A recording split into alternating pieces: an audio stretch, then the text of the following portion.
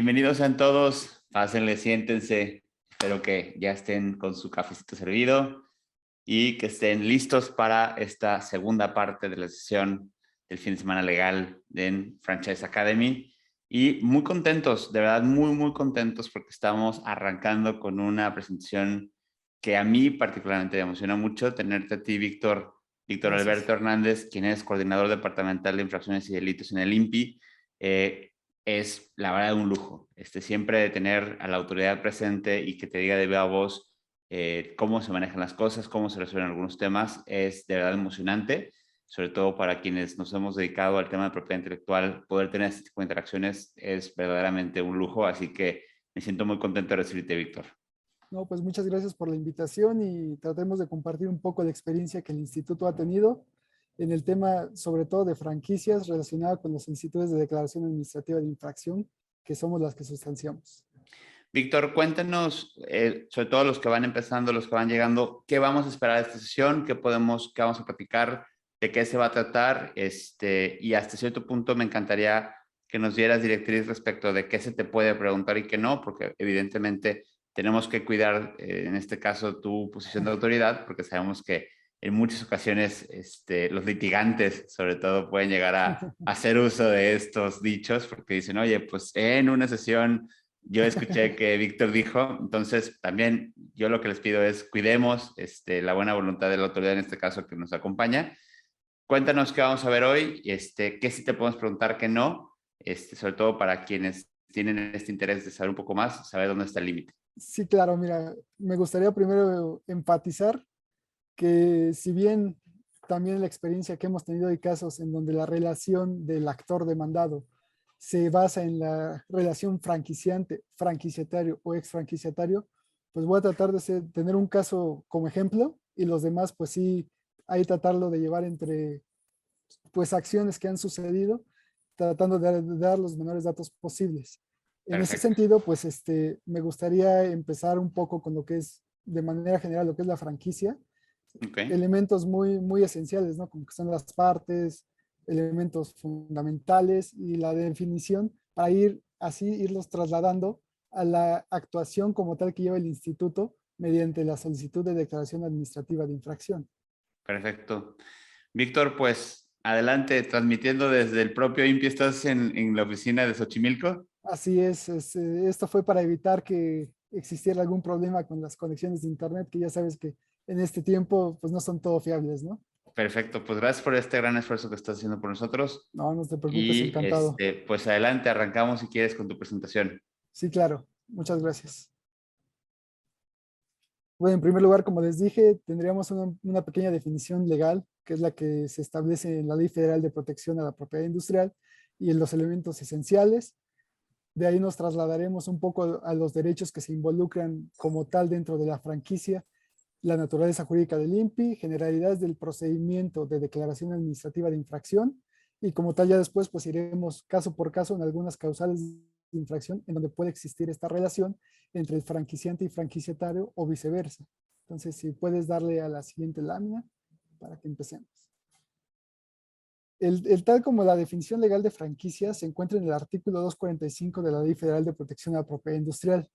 En este caso, una franquicia se entenderá, como creo que ya lo han venido manejando, cuando aparte de una licencia de uso de marca que existe por parte del franquiciante al franquiciatario, se da también conocimientos técnicos, así como asistencia técnica para la persona a quien se esté concediendo esta licencia pueda producir o vender bienes, así como, en su caso, alguna prestación de los servicios que sea de manera uniforme con el modelo comercial que se realiza por parte del franquiciante. Aquí, esta definición legal, pues también nos está dando la luz respecto a que todo esto es tendiente a que se mantenga la calidad y prestigio y la imagen, sobre todo, de los productos o servicios que se estén llegando a ofrecer o prestar. Por esta razón es que si nosotros compramos una hamburguesa en un restaurante de comida rápida en la Ciudad de México, en teoría debe de ser la misma que si la compramos en una franquicia que existe en Mexicali o en Tuxtla Gutiérrez, Chiapas. Esto porque pues obviamente existen los mismos ingredientes, el mismo proceso de elaboración y hasta la misma presentación que debe de existir del producto. Entonces, como tal, aquí tenemos las dos partes, que por un lado tenemos al franquiciante, que es el titular de un derecho de propiedad industrial, llámese marca, llámese aviso comercial, nombre comercial, y a su vez existe un franquiciatario que es aquella persona que se le concede esta licencia y todos los conocimientos y asistencia técnica para que pueda prosperar, pues como tal, el modelo comercial de franquicia. Entonces, resumiendo, como elementos esenciales, pues tenemos involucrado forzosamente un derecho de propiedad industrial. Por lo generalidad son marcas. También tenemos lo que es el know-how o el saber hacer, que son todos estos conocimientos técnicos que se le proporcionan al franquiciante, ya sea mediante manuales operativos, manuales administrativos de imagen, contratos de distribución o de suministros que en su caso se lleguen a presentar, acompañada de una asistencia que se le da el franquiciante al franquiciatario durante toda la vigencia del contrato y finalmente, pues encontramos una remuneración por parte del franquiciatario a cabo de todos estos conocimientos, licencia de uso de marca. Ahí brevemente les cité lo que es una tesis que a mí se me hizo relevante, en donde nos cita como tal todo lo que hemos estado comentando, estos elementos que como tal conforman a la franquicia, que es el registro 180.922. Entonces, digo, por si lo quieren echar un ojo, es básicamente lo que hemos estado comentando hasta ahorita. Podemos seguir avanzando si quieren. Víctor, en ese Sí, dime. sentido, hay dos dudas que se plantean de forma común o general y que Claro, nos encantaría tu postura o tu perspectiva respecto de esto. sí, Y por un lado existe, si bien es cierto, el artículo es muy claro respecto de cuándo existe franquicia. En ocasiones, cuando hay una expansión internacional o a lo mejor es una marca muy nueva, todavía no están solidificados estos derechos de propiedad industrial. así Se es. permite o se autoriza o está previsto de forma en el cual una marca en trámite o un derecho que no esté sólido, es decir, que sea solamente Sí, una como expectativa de concebido, derecho, claro. pudiera llegar a ser licencia para efecto de una franquicia. Sí, sí, sí, digo, ahí la ley es muy clara que la licencia de uso de marca también se puede dar sobre una solicitud, siempre y cuando, pues obviamente, acabe con el proceso, ¿no? Digo, para que sea oponible a terceros. Digo, dentro del contrato, pues obviamente existirá la buena fe por parte de los que lo celebran, ¿no? De acuerdo. Y otra cosa que surge muy a menudo, ¿y cuál crees que sería, ya sea tu postura personal, profesional o incluso desde como autoridad? Esta se ha dado muy a menudo que la gente no quiere encasillarse en este 245 por todas las obligaciones y la tipicidad del contrato. Sin embargo, atienden a licencias con algún otro tipo de cosas, pero realmente lo que no quieren es obtener las obligaciones que el contrato típico manifiesta. Es decir, se generan estas franquicias atípicas. Ante eso, ¿cuál es la posibilidad que pudiera llegar a tener dado caso un franquiciatario que se le vendió un proceso de afiliación, ¿no? O una licencia que a todas luces es una franquicia, pero que no le quisieron poner el nombre? Bueno, es que en ese sentido creo que sí deben de ser muy claros, ahora sí en los términos que lo están haciendo, porque digo, lo vamos a ver más adelante, ¿no? Pero pueden existir contratos de licencia de uso de marca en donde estén involucrados ciertos derechos concedidos y a su vez tal vez el franquiciante no dimensiona la posibilidad que existe del modelo comercial y después se van ingresando nuevas marcas y tienen nuevos derechos de propiedad que no están en ese contrato de franquicia y el franquiciatario pues de cierta forma queda desprotegido ante esto porque no es muy claro el contrato. Entonces, por más que sea atípico, yo sí buscaría como franquiciatario que el modelo de negocio, si va a ser como tal una franquicia, donde no se limite el uso de marcas, sino donde existen estos conocimientos técnicos, pues que sea lo más formal posible para evitar en la medida pues algún problema con posterioridad. Perfecto. Gracias. Sí, ¿no? Bueno, en este caso, pues como lo comentamos, pues existen dentro de los derechos de propiedad industrial marcas, avisos, nombres comerciales. También aquí me atreví a referir secretos industriales o comerciales, porque a su vez, pues todo este modelo de negocios puede llegar a involucrar esto, un secreto comercial, ya que no solamente, digo, volviendo al caso de los restaurantes o esto, pues tienen ciertas formas de preparación, cantidades, porciones de ingredientes, no sé, que tal vez pueden llegar a involucrar uno de estos derechos. Lo mismo pasa con derechos de autor, dibujos, modelos industriales y patentes. Le digo, esto al final comentaré un poco más de esto, pero sí me gustaría que quede claro que por lo general son marcas, marcas, avisos y nombres comerciales. Digo, aquí ya comentas un poco del know-how y aquí justamente en esta tesis es donde quiero centrarme un poco, que como tal, esta tesis lo que hace es evidenciar un poco la actuación que el instituto ha estado teniendo desde el año 2010 aproximadamente, en donde existiendo esta relación franquiciante-franquiciatario, existieron procedimientos en que franquiciantes vienen y alegan actos de competencia desleal, así como uso no autorizado de marcas, por parte de franquiciatarios y exfranquiciatarios, en donde la principal defensa del franquiciatario es: yo celebré contigo un contrato y por esta razón yo tengo un derecho.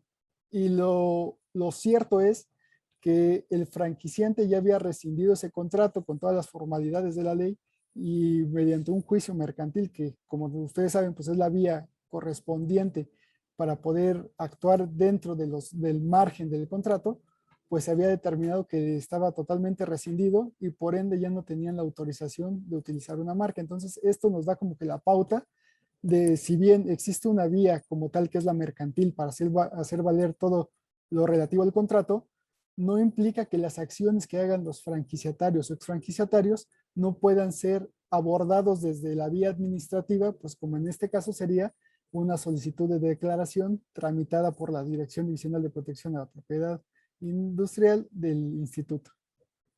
Víctor, en este caso hay dos cuestiones que justamente el día de ayer salieron a relucir y que fueron parte de la conversación.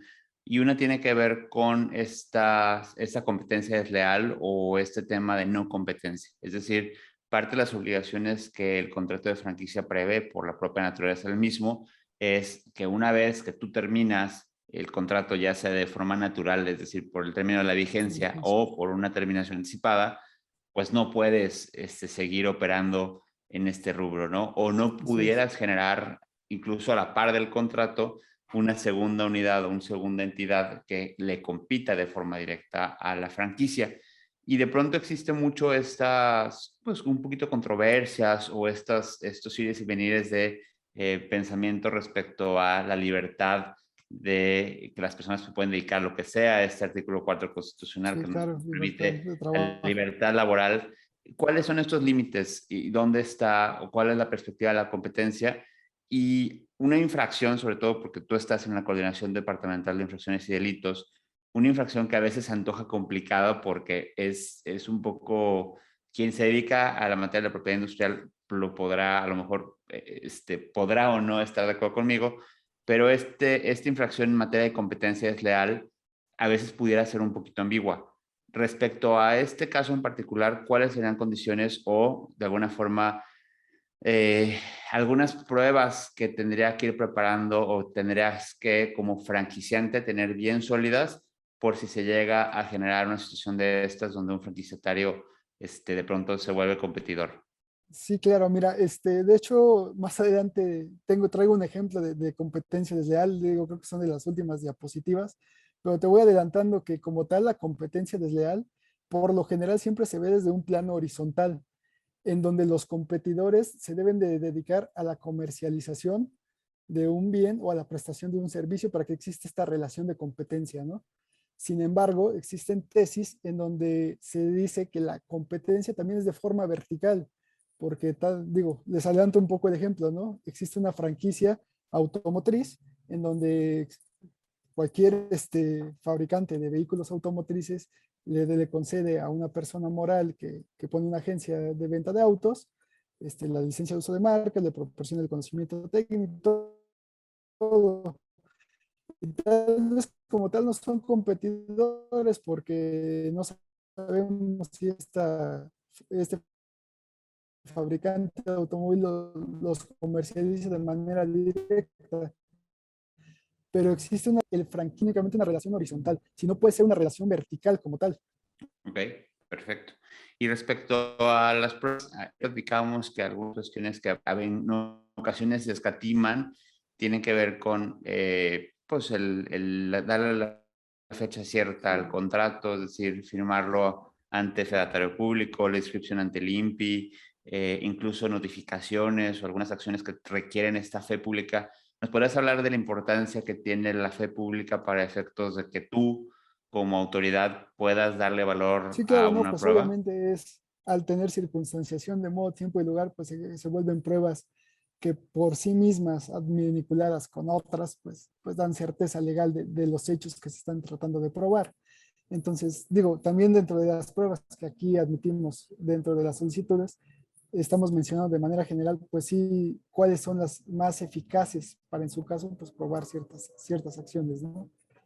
Perfecto. Muchas gracias, Rick. No, de que, bueno, aquí brevemente, pues el instituto como tal se tiene una competencia dual, ¿no? Por un lado, tenemos actos formal y materialmente administrativos, que es el otorgamiento de patentes, de registros de modelos de utilidad, diseños industriales, marcas, avisos comerciales, denominaciones de origen, ¿no? Entonces, en este lado, pues ya lo conocen todos, ¿no? La parte registral, el área de marcas, el área de patentes, pero también existe nuestra área en donde es un poco distante, ¿no?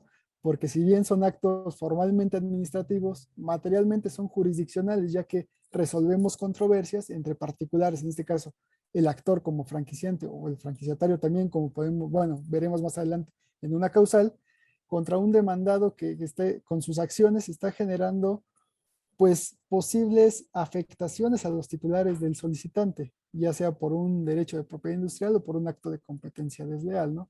Y esto como tal, pues se viene regulando en el artículo 5, fracción 3 de la Ley Federal de Protección. Entonces, esto es lo que a nosotros nos da pie para poder realizar la investigación de estas acciones que posiblemente pueden cometer infracciones administrativas. Si quieres, continuamos.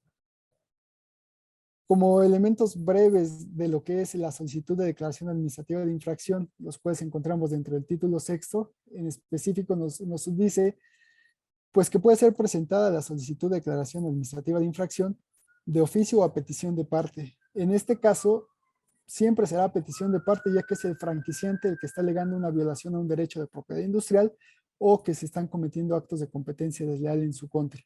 Aquí cabe destacar, ¿no?, que por lo general las franquicias son los titulares de estos derechos son personas morales, pues deben de acreditar su personalidad conforme al artículo 27, fracción tercera o cuarta de la ley. En este caso, fracción tercera es para personas morales nacionales, que lo que nos pide es que sea mediante un instrumento público o una carta ratificada ante notario o corredor, en ratificación de firmas, en donde se desprenda tanto la legal existencia del otorgante como las facultades también de la persona que en ese caso está firmando. También en el caso de personas morales, pues únicamente nos pide que el poder se haya otorgado conforme a la legislación aplicable del lugar donde se otorgue o en su caso apegándose a los tratados internacionales. Creo que hay una pregunta. No, no siempre el franquiciante tiene que ser persona moral, pero pues por lo general para lo que implica como tal todo el negocio, pues sí, el modelo comercial es un poco más complejo que solamente ser el titular de una marca, ¿no? Sí, incluso es importante e interesante también ya en la propia operación, como a veces hay terceras, si bien es cierto el titular pudiera llegar a ser una persona física o moral, es decir, quien es el dueño de las marcas o los secretos Sí, podrá sí. ser una persona física o moral, en ocasiones se le da, es decir, esta le licencia en una primera Así es. instancia a una, en este caso es una empresa operadora, porque algo que es importante en el tema de franquicias y sobre todo también el tema fiscal es que en muchas ocasiones la entidad inicial no tiene a lo mejor en su objeto las facultades para hacer este tipo de operaciones. O sea, hay que entender, y lo hemos platicado muchas veces, que cuando una empresa franquicia, cambia también a su vez su modelo de negocio. Es decir, ya no vende o ya no está proporcionando los mismos productos o servicios, sino que está generando más bien un servicio y está obteniendo como beneficio las regalías. Entonces, Sí, sí. a tu respuesta, sí se puede, pero generalmente quien está bien estructurado trata de hacerlo a través inclusive de terceras empresas que están dedicadas al tema. Sí, así es. Bueno, digo, si nos podemos regresar un poco nada más para Sí, perdón. acabar con lo que son los requisitos formales, pues obviamente encontramos, si bien es un escrito libre, pues sí es necesario que nos señalen el nombre del solicitante, en su caso del apoderado, un domicilio para ir y recibir notificaciones.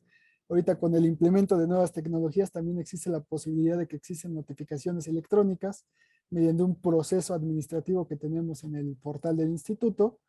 Este, También los hechos en los que está fundando su acción, su interés jurídico, que puede ser, como dijimos, un registro de propiedad industrial o también algunos actos de competencia desleal, sobre todo las pruebas que como tal son tendientes a demostrar estas acciones y obviamente los fundamentos de derecho, ¿no? Y brevemente, así, la sustanciación del procedimiento es una solicitud, se estudia, si existe algún requisito, se gira un oficio, se contesta, se admite, se manda a emplazar, se le da vista a la contraparte para que manifieste en su contestación sus argumentos, pruebas, lo mismo si en su caso se requiere, si no se admite, se desahogan pruebas que por su naturaleza así lo requieran, se abre un periodo de alegatos y se dicta una resolución, ¿no? Entonces, si quieres, seguimos avanzando para ir un poco más a fondo lo que es esto. En cuestiones del emplazamiento, aquí me gustaría establecer que existen dos formas de hacerlo, ¿no?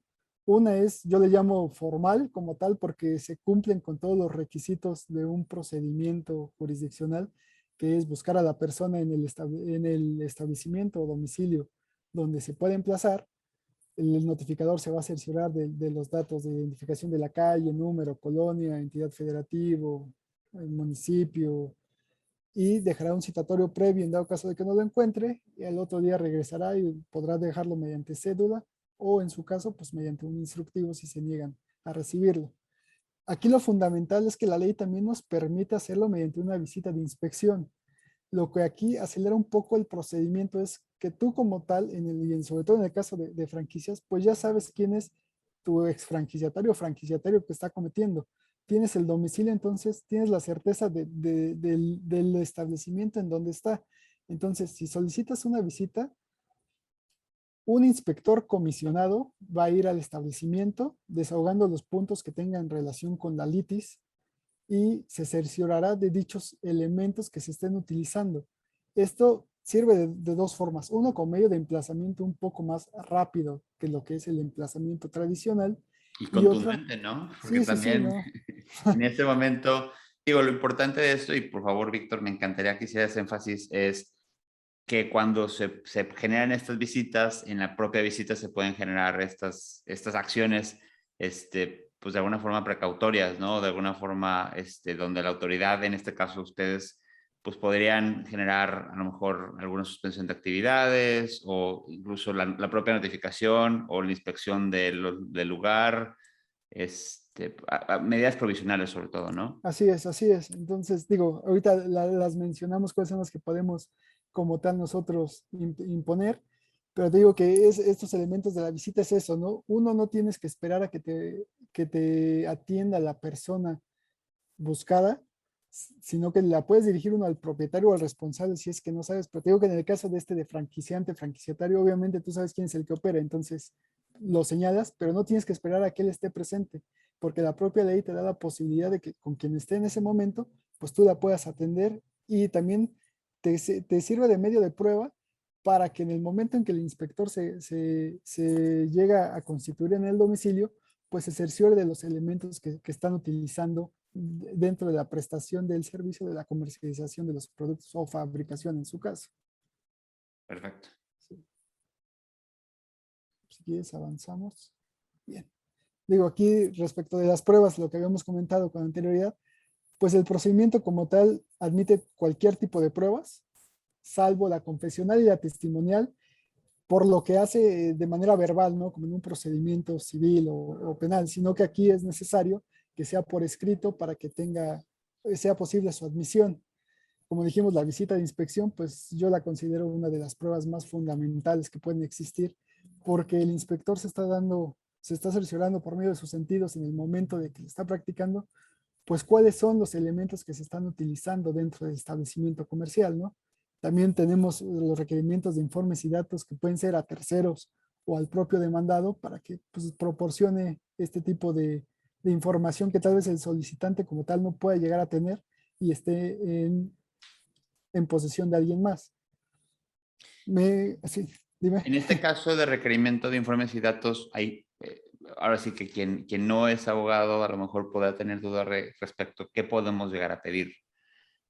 O cuál podrá ser una situación en la cual yo requiriera alguna información adicional que pudiera ser a proveedores o inclusive en este caso, como bien dices, al propio, pues en este caso el propio demandado o el propio Sí, no. potencial Bueno, infraccionado. bueno, aquí me viene a la mente sobre todo como es a los proveedores, ¿no? Tal vez tú como tal no seas un contrato de distribución y suministro porque alguien más realiza eso al franquiciatario. Entonces, obviamente tú puedes requerirle a ese proveedor, pues que te informe si le ha suministrado en los últimos, no sé, 3 meses, 4 meses, qué le ha suministrado, para que a su vez pues tú tengas esas pruebas tendientes a demostrar pues que el franquiciatario, ex franquiciatario, pues está cometiendo esas conductas. De acuerdo, perfecto, muy buen tip. Sí, claro. Bueno, en visitas de inspección a plataformas digitales, con esta nueva ley federal de protección, pues se ha tratado de dar un mayor, pues por así decirlo, espectro de acción, ¿no? Entonces, ya no estamos tanto únicamente en establecimientos físicos donde se están cometiendo conductas, sino que esto, con la evolución de la tecnología y todo lo que se ha implementado, pues podemos estar ante acciones que se estén suscitando en redes sociales, en diversos nombres de dominio.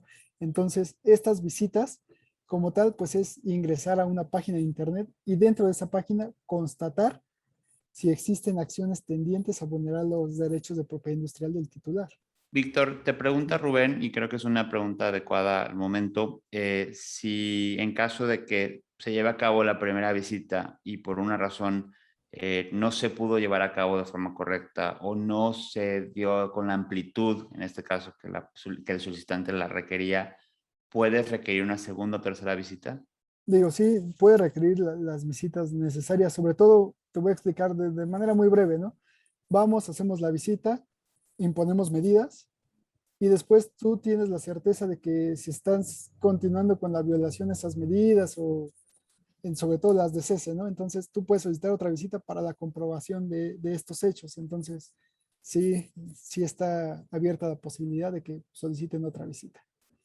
Es curioso, en una clase de otro curso que tuvimos, nos platicaba uno de los ponentes que inclusive las pueden llegar a realizar hasta como actos un poquito terroristas, porque de pronto, sobre todo quienes están comercializando, están generando productos que pudieran estar en una posible infracción, pues van con sus compradores más importantes y a todos les hacen diferentes visitas o este tipo de acciones, lo cual evidentemente pone en una mejor posición de negociación a la contraparte, ¿no? Es decir, Sí, no se limita a una visita, podrías hacer ese tipo de visitas en diferentes momentos y a diferentes lugares, así lo así entiendo, es. ¿no? Así es. Digo, siempre y cuando lo planteen de una manera adecuada y obviamente esté operando la misma persona, ¿no?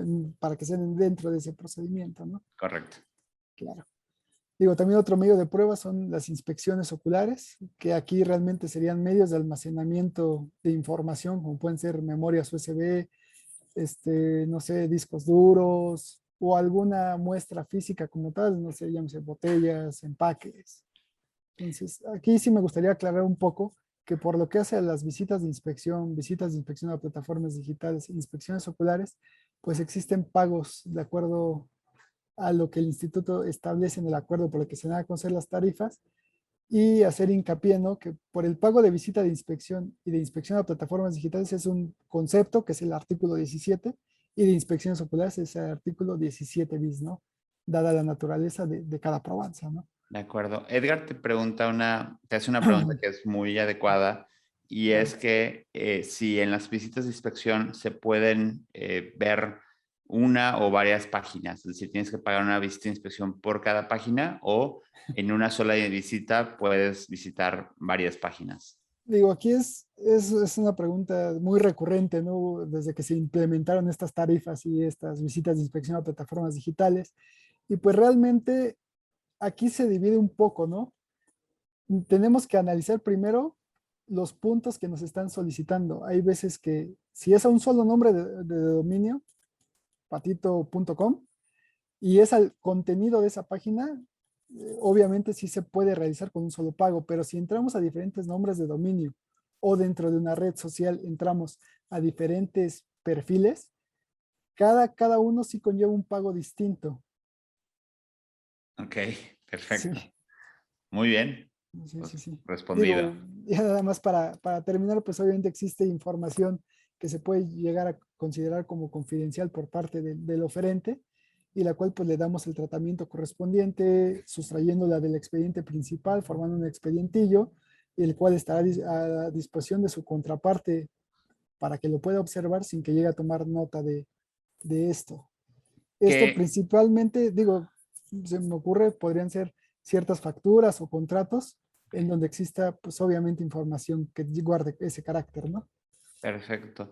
Lo mismo sería, por ejemplo, para conversaciones de WhatsApp o correos electrónicos. ¿Podría ofrecerse también por esta vía? Sí, sí, sí, sí, también lo importante es que al momento de que los ofrezcan, pues realmente manifiesten que su deseo es que se guarde el carácter de confidencial y a su vez que nos den los argumentos para poderlos nosotros darles ese trato.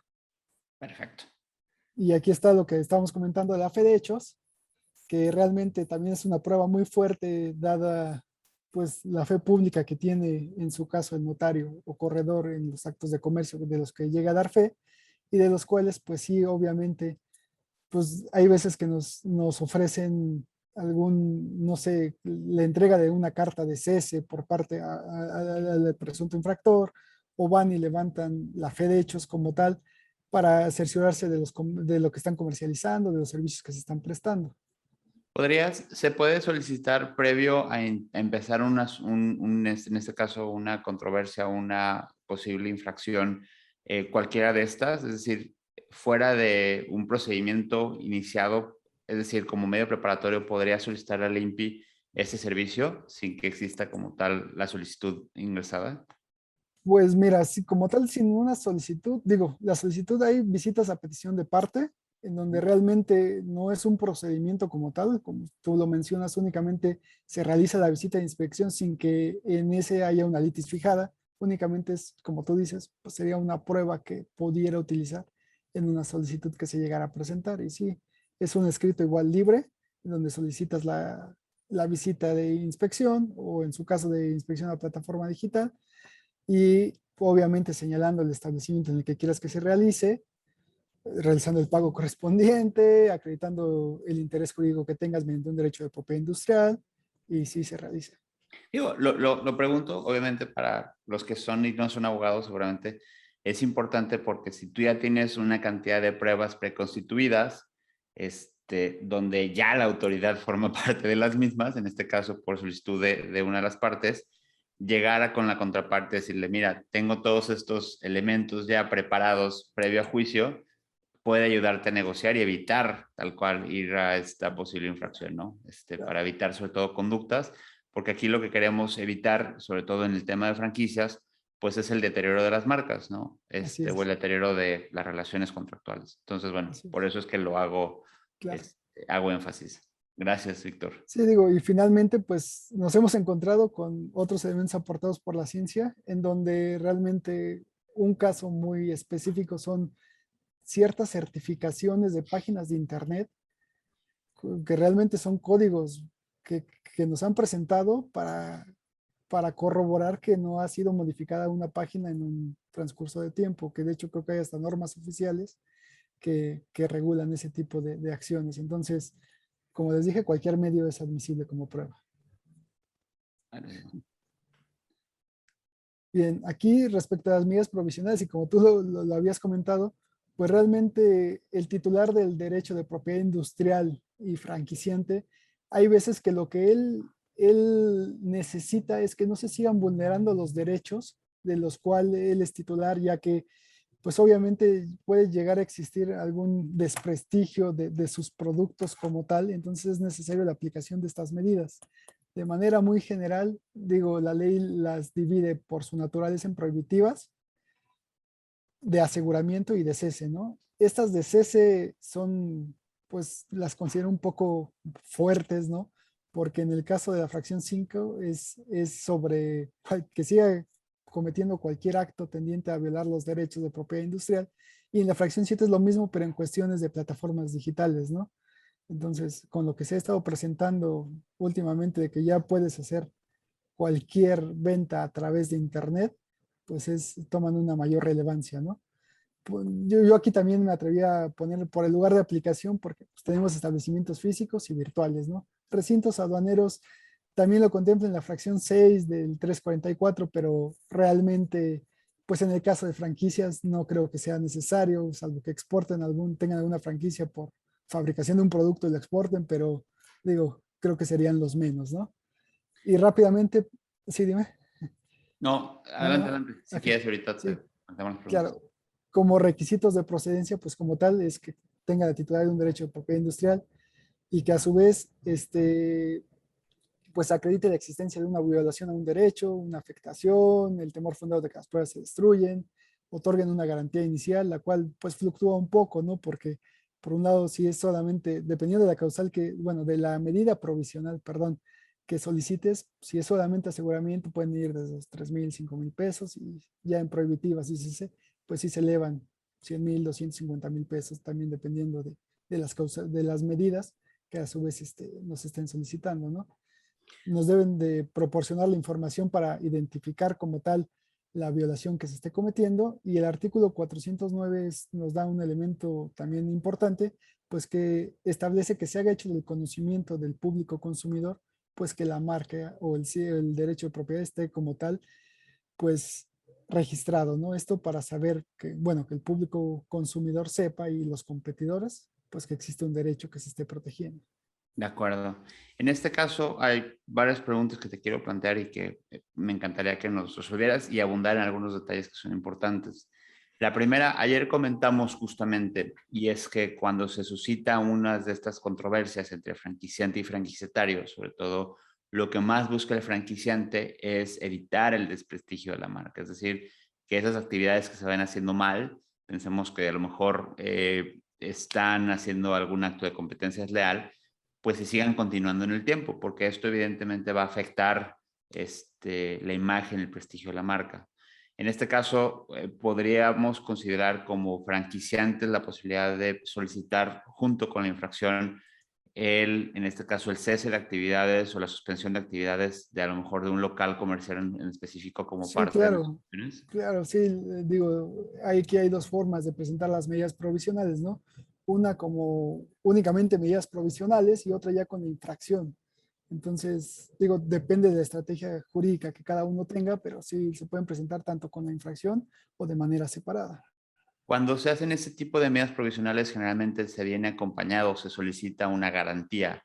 ¿Nos Así puedes es, explicar siempre. qué es la garantía y qué montos podremos pensar que esta garantía pudiera llegar a generar? Es decir, porque al final del día, pues tendremos que tener el dinero en la bolsa para solicitar esta medida, ¿no? Sí, no, bueno, esta garantía, pues por lo general es por una fianza o con un billete de depósito el cual lo deben de presentar. Y te digo, ahí fluctúa mucho el monto de esta garantía, ¿no? Porque debemos de atender, uno, a las medidas que se están solicitando.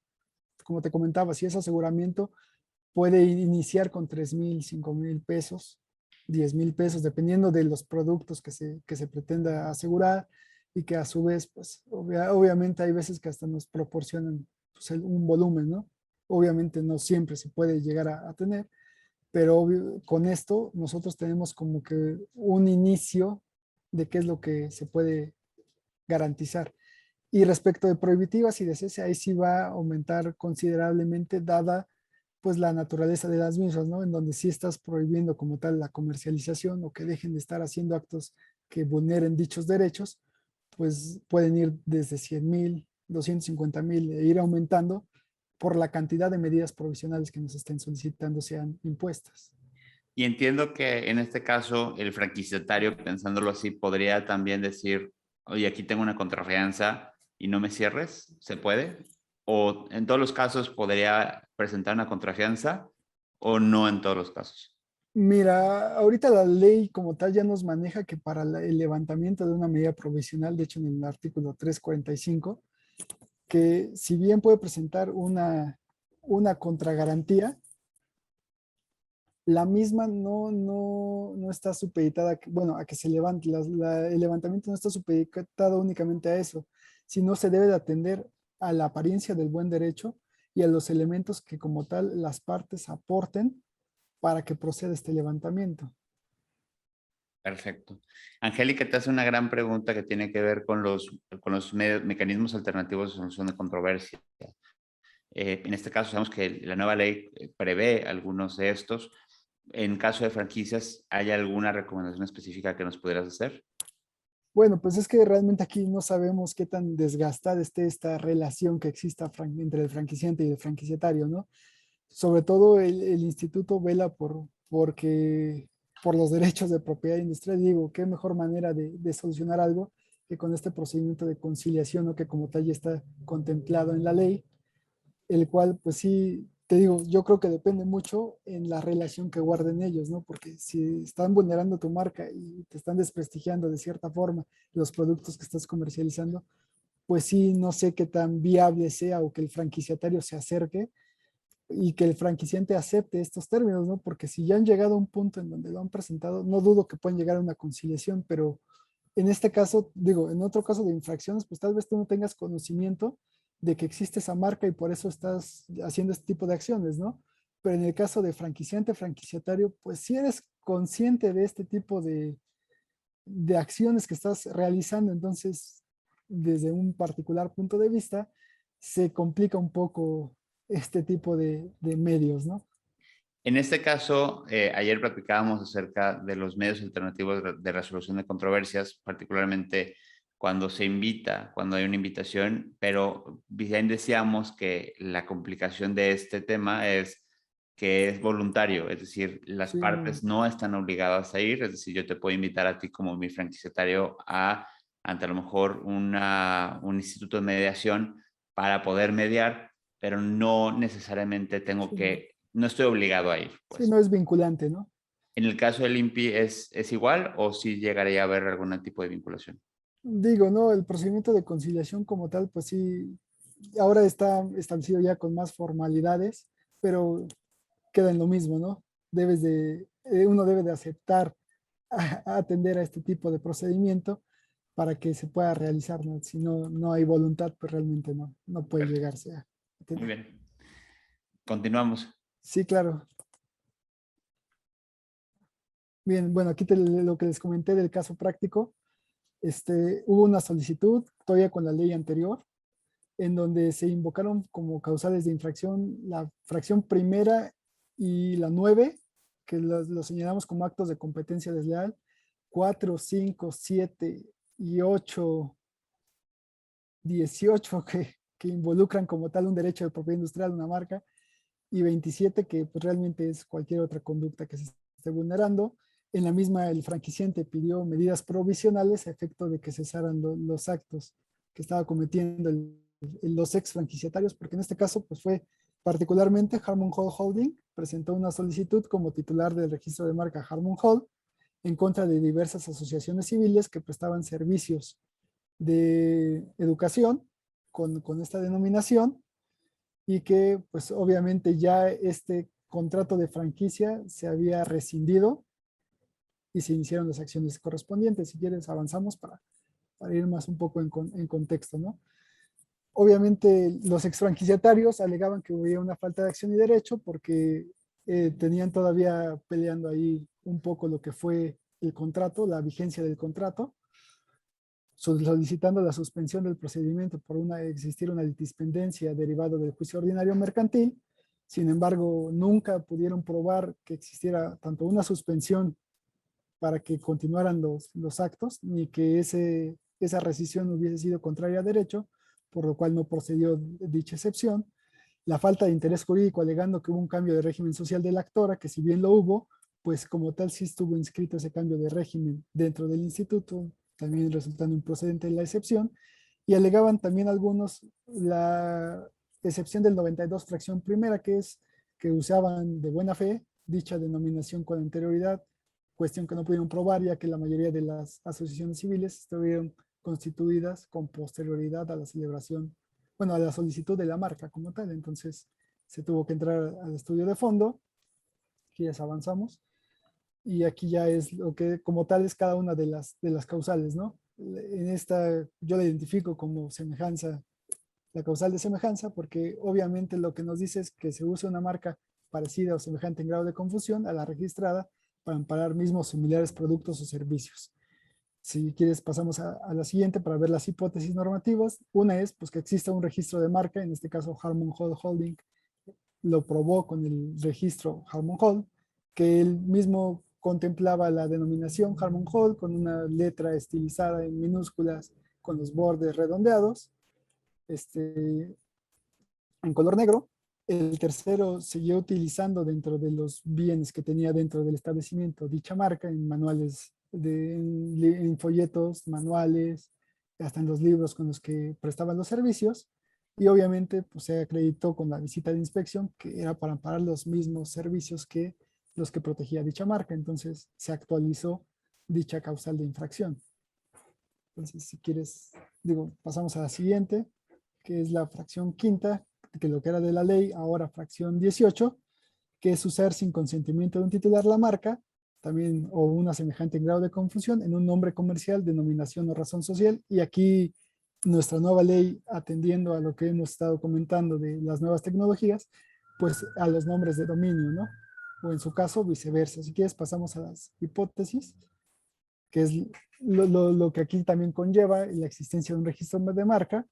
Aquí digo como tal, lo que se utilizó fue un nombre, dentro del nombre comercial del establecimiento en la marquesina, utilizaban la denominación Harmon Hall, acompañada del lugar geográfico en donde se estaba prestando, ya sea la colonia o el municipio donde estaba, y pues se actualizó porque se utilizaba como un nombre comercial dicha denominación para prestar los mismos servicios que sería en este caso el servicio de educación.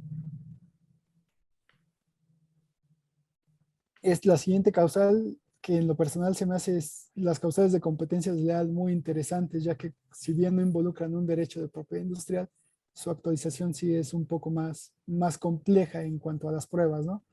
Aquí lo que era la fracción 9, ahora fracción 2 de la Ley Federal de Protección, pues es efectuar en el ejercicio de las actividades industriales o mercantiles actos que causen, induzcan al público error respecto de una relación que pudiera existir entre un establecimiento y un tercero por lo que hace la fracción A, o por lo que hace la fracción C, pues que se presten servicios bajo licencia o autorización del título, bueno, de un tercero también. Si quieres pasamos a las causales, digo a las hipótesis normativas, perdón. Aquí pues obviamente se debe de probar que se induce al público a confusión o error. Para el inciso A es muy interesante porque aquí sí se debe de probar tanto el solicitante, en este caso el franquiciante, que tenga un establecimiento comercial, para que a su vez pueda llegarse a asociar con el del tercero, que en este caso sería el franquiciatario o exfranquiciatario. Digo, aquí no sé por el modelo de negocios qué tan viable sea que se acredite esta existencia de un establecimiento, porque como tú mencionaste, en la mayoría, por la complejidad de la franquicia, hay veces que los que están operando pues, son terceros, ¿no?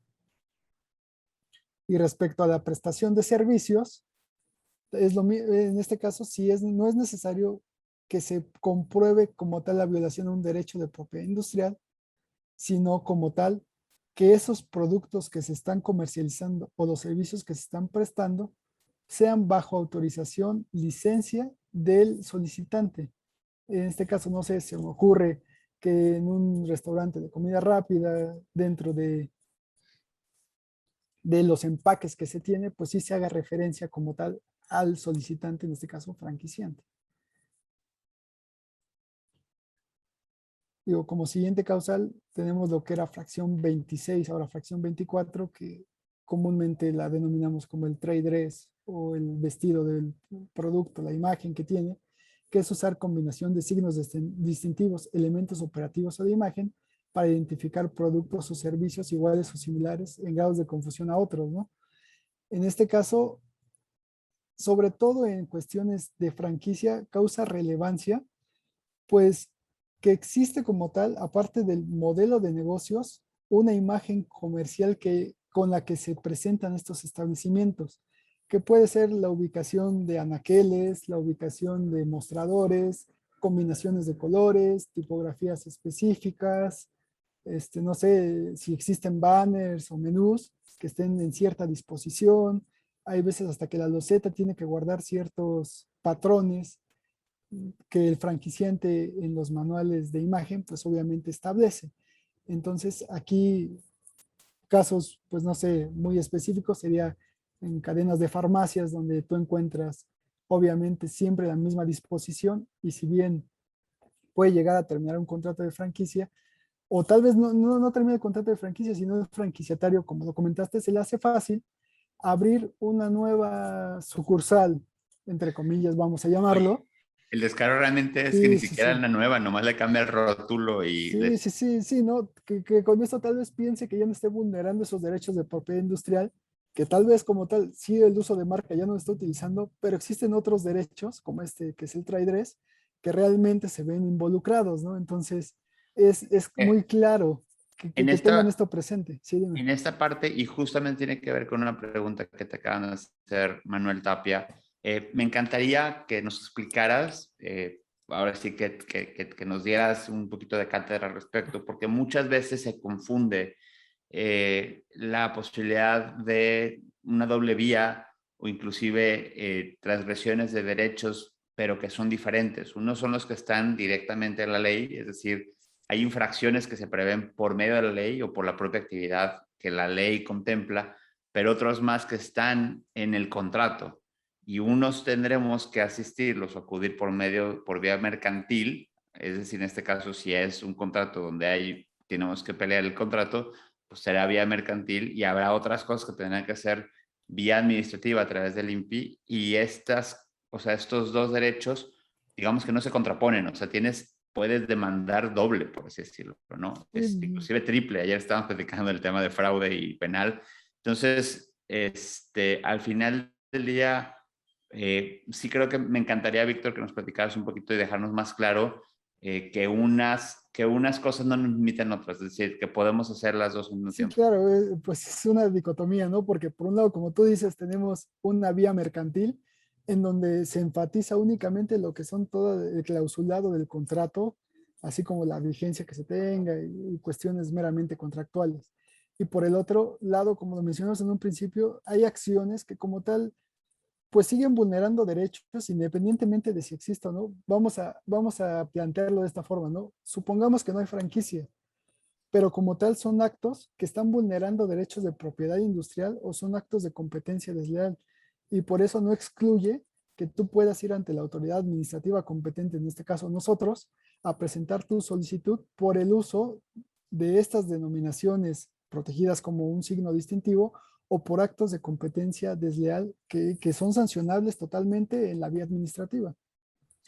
Y en ese sentido, hay otro tema que sería importante platicar, que tiene que ver con las obligaciones de confidencialidad y que en muchas ocasiones también se confunden. La confidencialidad es parte del secreto industrial, pero no necesariamente, o sea, son dos figuras que las Sí, sí, confunden, pero que no son lo mismo. Es sí, decir, no, no, no. nos quieres explicar cuál es la diferencia entre secreto industrial y una obligación de confidencialidad? Pues bueno, digo, creo que la siguiente causal que viene habla sobre el secreto industrial, si la Ah, pues memoria vamos de no una me vez a esa. falla. Digo, esta de las hipótesis, bueno, aquí está, ¿no? Exactamente es. Si quieres, regresamos nada más para leer un poco la hipótesis normativa. No, no, es una más, dos más adelante, creo.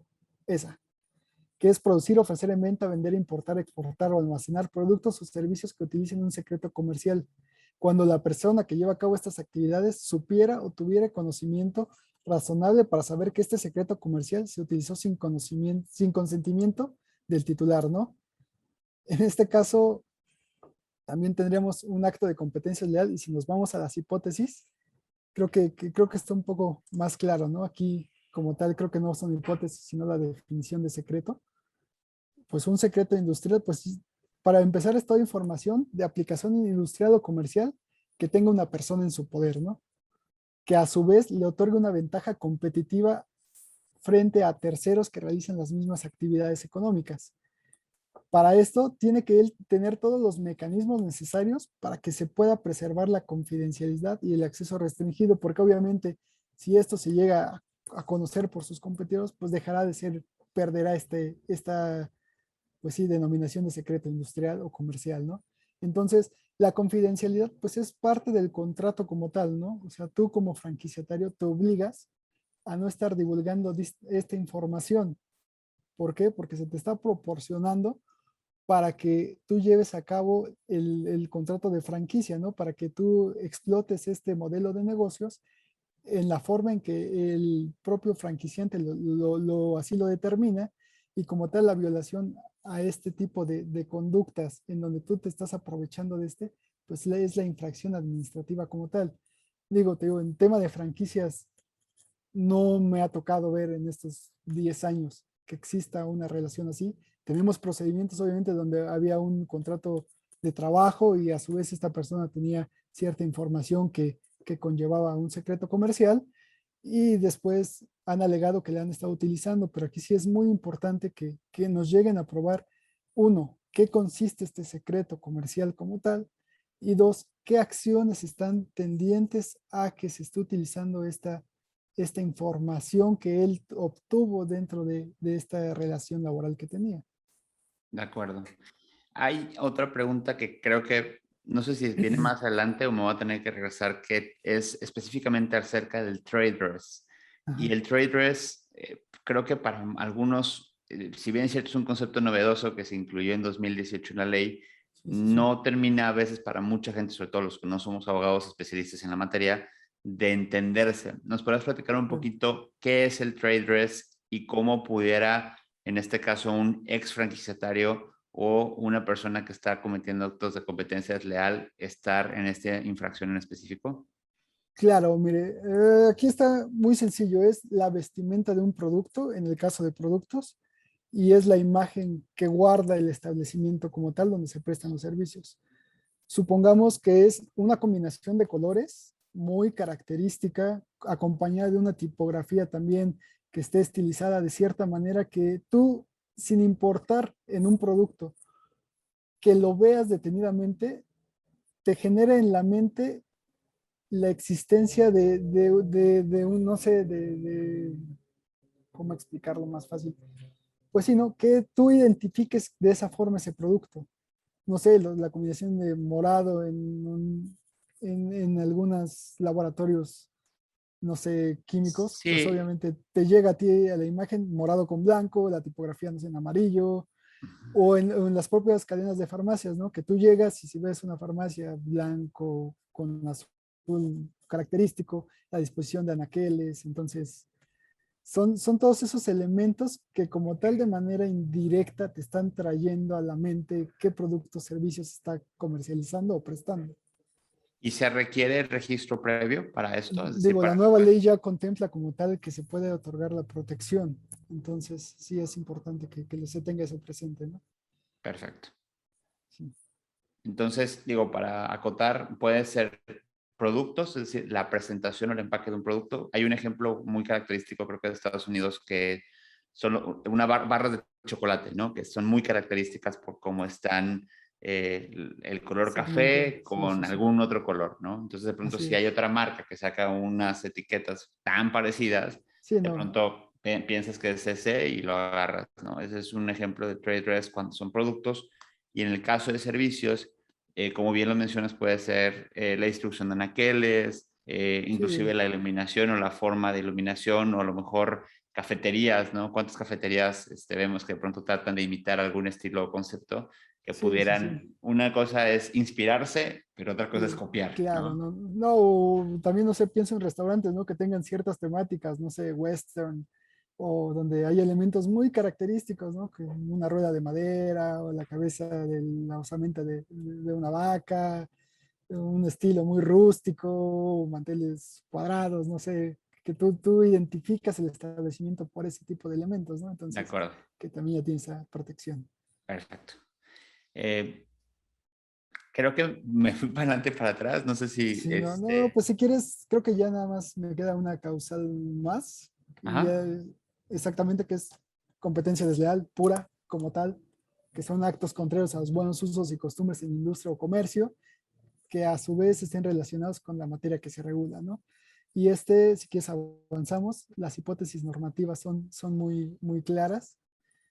Uno, que en el ejercicio de sus actividades industriales o comerciales exista por lo menos dos competidores. Y esto, como lo habíamos comentado en un inicio, este ámbito de competidores no puede ser únicamente horizontal, puede ser vertical, en donde si bien no son competidores porque no comercializan el mismo producto u ofrecen el mismo servicio, pues como tal, uno lo fabrica y el otro lo comercializa. Entonces también se puede presentar, como dijimos en el caso de la industria automotriz, pues este tipo de competencia, ¿no?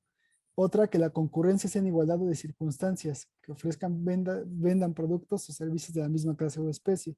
En ese ejemplo que pusimos, pues uno fabrica automóviles y el otro lo comercializa, ¿no? Y final, otro, tratándose de productos o servicios que según sea el caso se ofrezcan en los mismos medios o en los mismos canales de distribución. Obviamente, digo, bueno, ahorita ya con lo de las tecnologías, pues sí, Amazon vende lo que sea, ¿no? Pero tradicionalmente, pues existen ciertas agencias automotrices que comercializan autos, entonces se actualizaría este supuesto. Finalmente, que uno de los competidores utilice medios o procedimientos contrarios a los buenos usos y costumbres. En este caso, si el contrato de franquicia ya feneció ya sea por vigencia o por alguna rescisión y él sigue utilizando las marcas para comercializar algo, pues en este caso existiría, no tanto por el uso de marcas, sino por los actos que está haciendo, pues una competencia desleal en contra del franquiciante, porque el uso de marca, como lo dijimos, pues sería por fracción cuarta.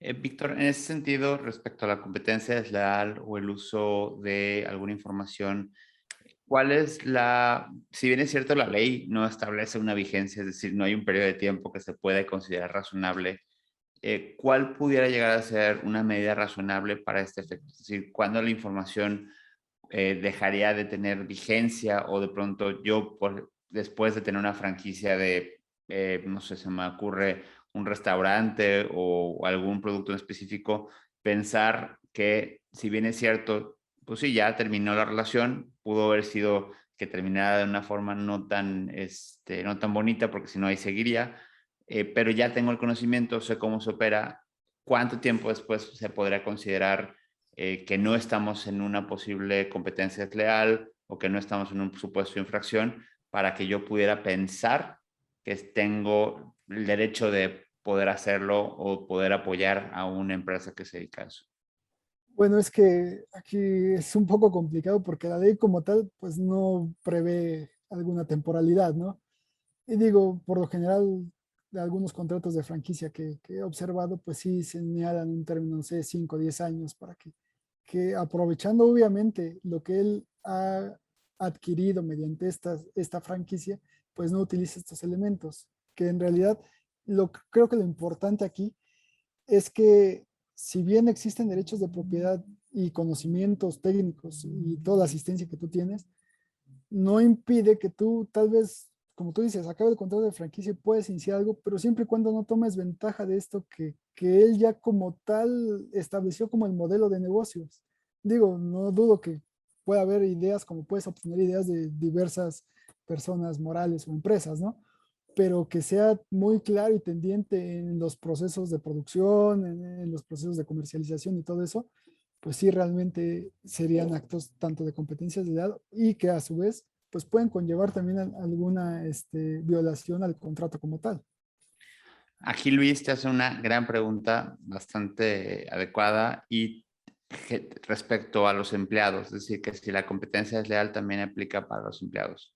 Sí, claro, no. Digo, al final de cuentas, él tiene conocimiento, ¿no? De todo lo que está, de que un acto comercial conlleva y a su vez sí puede llegar a haber actos de competencia leal, pero sí es muy importante que la forma en que planteen las solicitudes sea muy clara, porque hay veces que tal vez existe la idea y tal vez tengan muy bien los hechos que están realizando, pero no lo plantean de una forma adecuada y hay veces que resulta pues obviamente difícil actualizar los supuestos, pues, dado que es el principio de tipicidad que en materia penal se aplica y de igual manera en el derecho administrativo sancionador, pues que nosotros podamos actualizar alguna causal de infracción. Entonces sí es muy, muy importante, sí se puede llegar a presentar por parte de ex empleados, pero que fundamenten y a su vez que los hechos que planteen sean muy claros.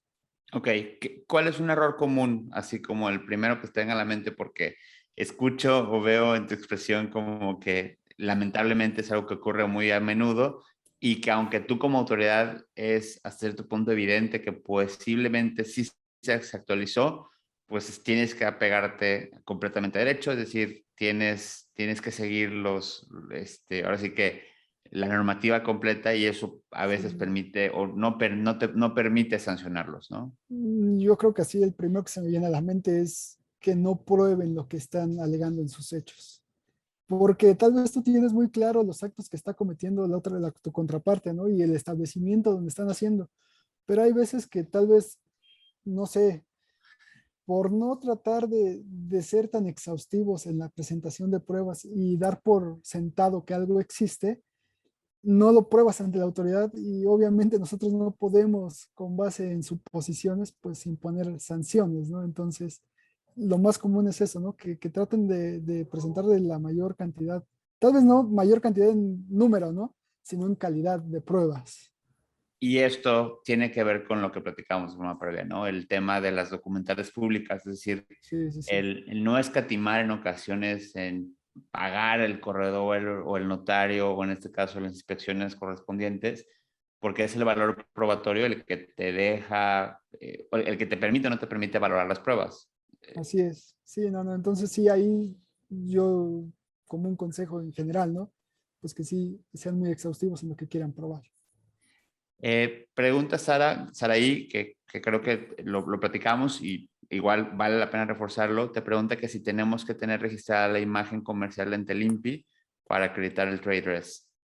Digo, ahorita como tal ya hay registros de imagen comercial, me ha tocado ver uno o dos, pero digo, no, es lo ideal, ¿no? Que exista un registro como tal, pero podemos atender a los elementos operativos y de imagen que tengan, ¿no?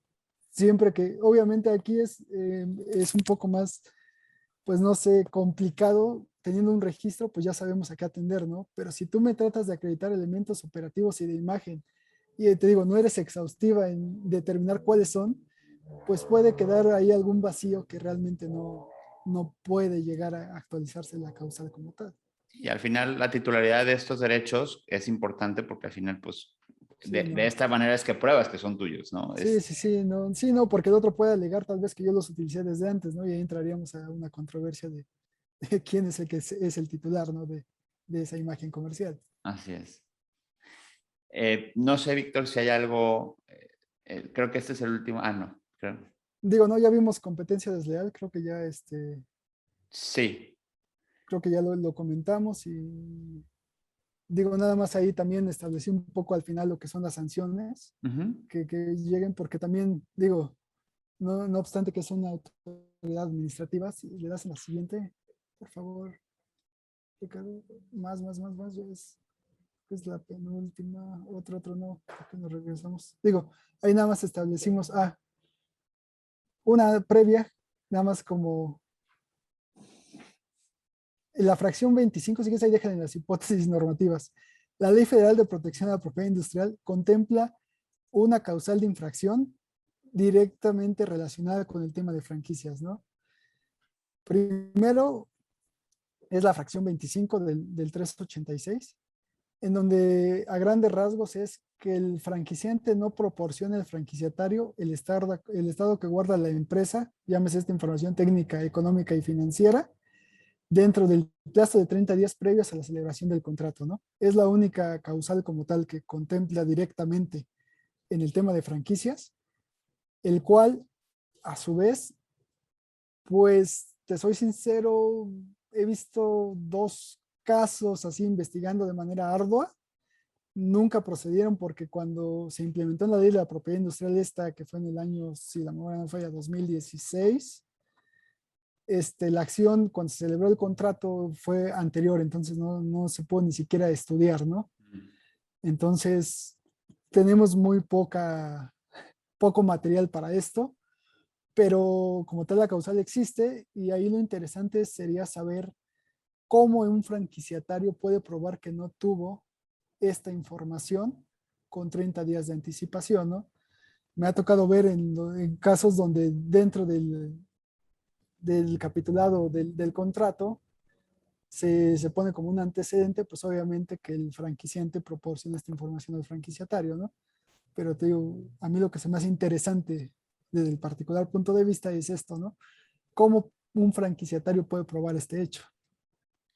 Claro, y en este caso, digo, es una práctica bastante común en la industria que la gente firme con un documento prefechado, ¿no? Y de Sí, sí, alguna sí. forma, en el momento en que tú como franquiciatario aceptaste firmar un documento prefechado, pues hasta cierto punto estás consintiendo, ¿no? Sí, Eso sí, no quiere sí. decir que como tal no pudiera desatar o pudieras ponerlo en controversia, pero sí creo que ya estás perdiendo 1-0, ¿no? Cuando firmas Sí, un documento prefechado. sí, no, no. Por eso, sí, sí, digo, y está en las conclusiones, ¿no?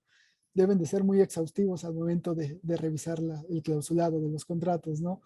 Y sobre todo, esta causal creo que está implementada para proteger al franquiciatario que el modelo de negocios que él está tratando de adquirir, pues obviamente pueda tener una evaluación previa, ¿no? No, no lo firmes nada más por firmar y vemos si funciona, ¿no?